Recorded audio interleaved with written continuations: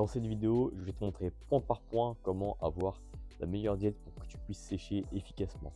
Il faut que ta diète respecte ton mode de vie, tes contraintes, travail, à ta vie de famille, ton emploi du temps, à tes séances de sport, à tes préférences aussi niveau goût alimentaire, etc. Donc ça doit être quelque chose que tu vas pouvoir tenir sur le long terme. Le chemin qui va t'amener à être sec, c'est bien de savoir ce qu'il faut mettre en place, mais c'est aussi très bien de savoir comment rester sec. Il faut quelque chose avec le moins de friction possible. C'est un système avec moins de friction possible, c'est un système que tu vas pouvoir tenir sur le long terme. C'est pareil pour tout, tu vois, que ce soit dans le business, le sport, les relations, etc. S'il n'y a pas de friction, c'est-à-dire les éléments qui peuvent un petit peu venir gêner l'application du système, donc ça pourrait être le trajet qu'il faut pour aller à la salle de sport, pourrait être le temps de préparation de tes repas, etc., etc. En fait, il faut un truc où il y a moins de friction possible, tu vois, c'est toutes ces petites choses qui vont venir te gêner un petit peu dans l'application de ton système. En gros, c'est ça. Une diète pour rester sec doit avoir peu de friction, car tu dois être capable de la tenir sur le long terme, même après que ta période de sèche soit terminée et que tu aies enfin atteint ton objectif.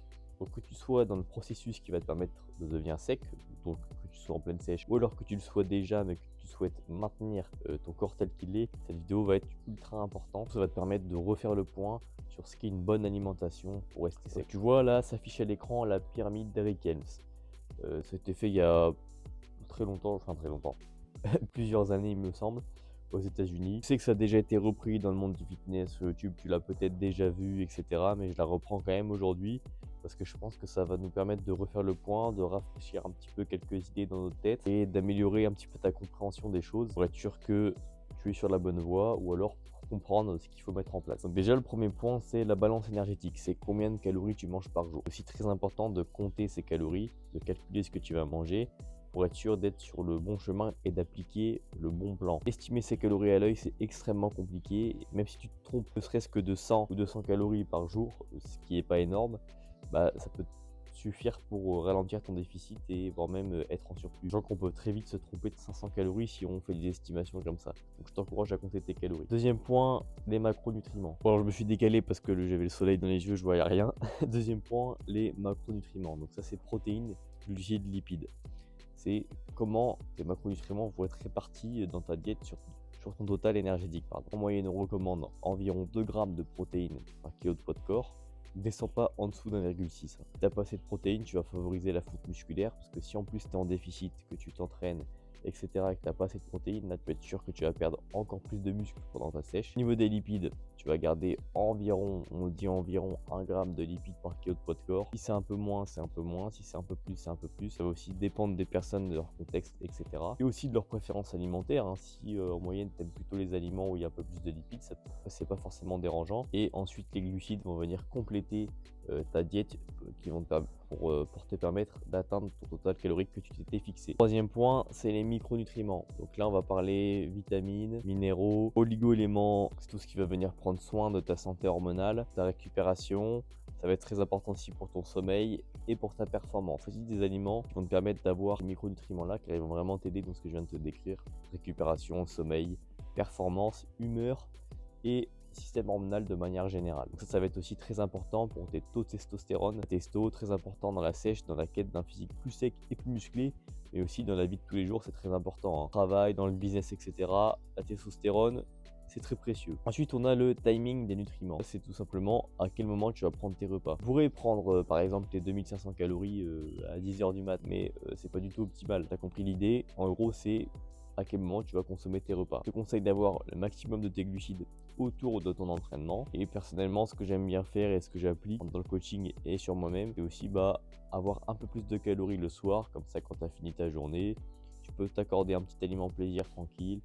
Tu as une plus grosse assiette, ça te met de bonne humeur. Après, tu peux tranquille décompresser pour aller te coucher, encore mieux parce que tu as le ventre un peu plus rempli, donc c'est nickel. Et enfin, le dernier point de la pyramide, c'est les compléments alimentaires. Je te recommande de prendre les compléments les plus santé, c'est ce qu'on appelle les compléments alimentaires santé, qui va venir prendre soin de ton système hormonal et de ta physiologie interne. Je te conseille magnésium, bisglycinate, oméga 3, vitamine D et du zinc si tu en as l'occasion. Alors tu vois, cette pyramide, elle est très bien parce qu'elle permet de comprendre rapidement et facilement, en plus c'est visuel, comment fonctionne une diète, mais selon moi, il manque un truc, c'est l'adhérence. L'adhérence, c'est la notion de praticité et la notion de plaisir. Quel degré tu es capable de tenir cette diète sur le long terme? Il y a beaucoup de personnes qui imaginent que sécher, c'est se restreindre à outrance, avoir riz, poulet, haricots verts tous les jours. Il nous a bien dit que le plus important c'était le total calorique, les macronutriments. Il faut un truc avec un maximum de praticité et avec une notion de plaisir quand même. Il faut vraiment que tu puisses aimer chacun de tes repas. Et ça c'est très important pour devenir sec, mais aussi de rester, ce qu'on voit surtout sur du long terme. Ok, donc j'afficherai le premier repas. Donc on a un peu de riz, des légumes verts. Des légumes verts vraiment à chaque repas ou au moins tous les jours quoi. Minimum 100 à 200 grammes par jour. On a du poulet, 2 œufs et un peu d'épices comme vous voyez par-dessus. Donc là c'est je préchote dans ce que je vais mettre parce que c'est en train de cuire. Comme ça me fait gagner du temps.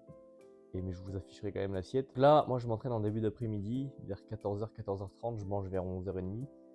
Ça me permet de bien digérer. Et là, je prends des trucs, c'est des aliments très simples pour le coup. J'ai environ 600 calories sur ce repas. C'est des trucs que je sais que je vais bien digérer. Et j'aime quand même au goût, hein, j'adore. Enfin, je suis pas difficile sur la bouffe, mais les œufs, j'adore. Avec le jaune bien coulant, c'est important pour préserver tous les nutriments. Et simple, efficace. Là, encore une fois, c'est très pratique. Même si je peux manger à l'extérieur, je peux l'amener avec moi dans une gamelle, etc. C'est très simple à préparer. Mes œufs durs, je les fais à l'avance. Donc voilà, ça c'est le premier repas. Je digère ça. Après, comme ça, je pourrais aller m'entraîner.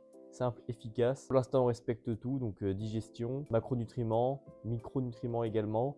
Et bien sûr, le total calorique, bah, ça on verra sur la journée. Mais tout est ok là-dessus. J'adore ce repas. C'est très pratique. Donc, on respecte bien ce que je disais tout à l'heure. Donc, maintenant, les gars, là, j'ai été à la salle. J'ai fait mes 15 minutes de cardio, 15 minutes d'escalier. J'ai pas filmé la séance parce qu'on s'en fout. C'est pas du tout le sujet de la vidéo. Par contre, là, je vais faire mon deuxième repas, donc j'avais déjà préparé. Le matin, je mange pas, jeûne intermittent. Meilleure gestion des calories. La fenêtre pendant laquelle je vais pouvoir consommer mes calories est réduite. Donc, ce qui va me faire des repas potentiellement plus gros. Toujours dans cette logique de garder le plus de calories, plus de calories le soir pour me faire plaisir. Moi, personnellement, ça va se traduire par de l'ajout de fromage dans mon plat. Troisième repas, donc, post-workout. Crème de riz. Alors, je sais pas si on voit bien. Crème de riz, whey.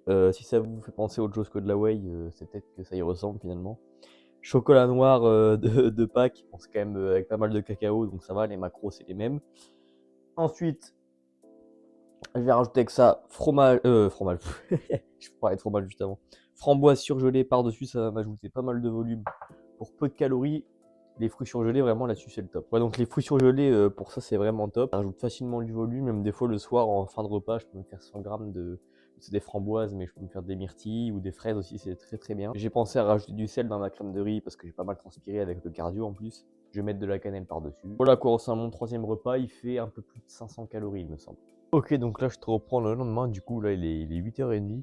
J'ai pas pris en photo mon dernier repas, ni filmé, j'étais avec mes parents, donc je voulais passer un moment tranquille. Mais à la limite, on s'en fout, je veux surtout que tu comprennes le cadre, la manière d'organiser les choses. J'ai mangé pommes de terre avec poulet, j'avais du fromage, salade, quelques épices, une pomme en fin de repas. Bref, le repas il faisait, j'avais un peu moins de 900 calories. J'avais quand même de quoi manger, tu vois, je sors de table, j'avais pas faim. J'ai même bu une bière sans alcool, si tu veux tout savoir. Et en fait, je veux tout que tu comprennes la manière d'organiser les choses. Tu vois, on t'a dit que pour sécher, il fallait que ça soit difficile, il fallait que tu aies tout le temps faim, etc. Et aujourd'hui, je fonctionne comme ça. Je rencontre vraiment zéro difficulté. J'ai pas faim, peut-être des fois le soir avant de passer à table, mais bon, c'est pas non plus une faim où j'ai envie de tout bouffer, et surtout qu'elle est vite comblée. Quand, tu vois, actuellement, je suis à 2000 calories. C'est très bas, c'est fait exprès. J'ai envie d'accélérer la sèche là. Mais à la limite, ça, c'est même chose, on s'en fout. C'est la manière d'organiser qui compte. Et je veux vraiment que ce soit ça que tu comprennes dans cette vidéo. On a vu la pyramide d'Eric Helm. Sur quel point il fallait se concentrer en priorité et quel point était plutôt secondaire. Même si, attention, en fait, tout se complète. C'est juste que ce sont comme des étapes, tu vois, à franchir. D'abord, le déficit calorique ou le total calorique si jamais tu veux faire une prise de masse, mais le total calorique de manière générale. Après les macronutriments, etc., etc. Bref, on en a déjà parlé. Encore une fois, ça, c'est une manière de faire les choses. Et il y a aussi d'autres manières, selon si tu vas à la salle, par exemple, le matin. Tu vois, si je m'étais entraîné le matin, j'aurais fait les choses différemment, j'aurais peut-être pris une banane par exemple avant d'aller à la salle, une petite collation protéines, glucides rapides type whey, crème de riz, histoire d'aller réalimenter le corps après la séance. Et après, j'aurais fonctionné de la même manière sur le reste de ma journée, je sais pas exactement, tu vois.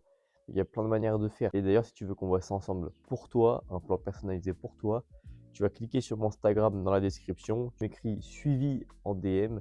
on pourra en discuter. Sinon, j'espère que cette vidéo t'a permis de comprendre que en fait, l'alimentation, même pour sécher, c'est pas compliqué du tout. À partir du moment où tu respectes ce cadre, à partir du moment où tu respectes ton déficit calorique, un bon choix d'aliments, que tu digères bien, que tu dors bien, tu gères aussi ta dépense à côté, ça j'en ai pas parlé dans cette vidéo, je pourrais en parler dans une prochaine. Dis-moi si ça t'intéresse en commentaire. En fait, tu peux absolument tout faire à l'intérieur de ce cadre-là. Plein de recettes, il y a plein de manières de faire, il y a plein d'aliments que je ne consomme pas et que tu pourrais consommer. Et surtout, il faut que tu sois en déficit. Ça, je t'encourage vraiment à compter tes calories pour être plus précis parce que sinon, tu sais même pas si tu es en déficit calorique, tu sais même pas si tu es en déficit tous les jours. Digère bien les aliments que tu consommes pour ton transit, pour l'assimilation des nutriments. Aussi pour l'aspect visuel, hein, tu rendras, même sans forcément être plus sec, mais tu rendras plus sec avec une taille plus fine, un ventre plus plat et des abdos qui sortent mieux. Attention aussi à tout ce qui va être vitamines, minéraux, même si on consomme des aliments sains, c'est vrai qu'on peut vite être en carence par exemple de magnésium, ça c'est le plus courant, hein, j'en avais déjà parlé tout à l'heure. À partir du moment que tu as une diète à laquelle tu adhères, que tu